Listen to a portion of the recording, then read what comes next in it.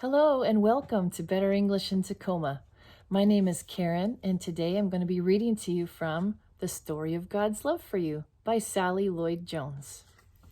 Today we're looking at chapter 21, which is called Get Ready.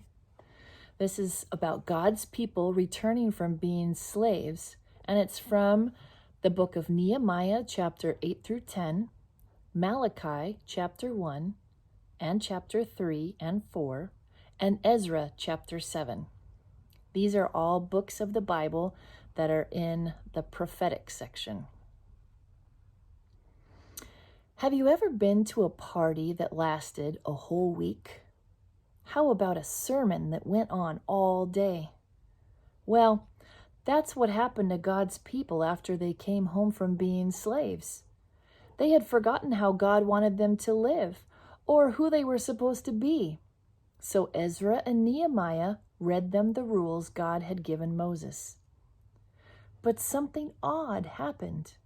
The more the sermon went on, the sadder they all got.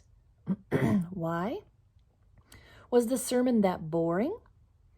No, not really. It was strange, you see. As Ezra read the book of rules, it worked like a mirror. It showed them what they were like, and they didn't like what they saw. They saw that they had not been living the way they should. They saw that they were cruel and selfish. "We've blown it," they cried. "Now God will punish us."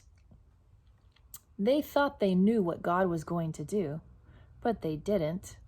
Of course, they might have picked up a clue from Ezra's name, which means "help is here," and an even stronger one from Nehemiah's name, because his name means God wipes away our tears. And that, as you'll see, is just exactly what God was getting ready to do. Ezra looked at God's children. Great hot tears were welling up in their eyes and streaming down their cheeks. He stopped his sermon mid-sentence and shut the book. "We're having a party," he shouted. And so that's just what they did, all week long. "God wants us to be happy," Ezra said. All day they listened to stories about the wonderful things God had done for his people, how he had made the world, how he gave a special promise to Abraham, how he rescued them from slavery, how he spoke to Moses and showed them how to live, how he brought them to a special land, how he rescued them no matter what, time after time, over and over again, because of his never stopping, never giving up, unbreaking, always and forever love. They remembered how God had always, all through the years, been loving his children, keeping his promise to Abraham, taking care of them, forgiving them, even when they disobeyed, even when they ran away from him, even when they thought they didn't need him. Then God told his children something more. "I can't stop loving you. You are my heart's treasure, but I lost you.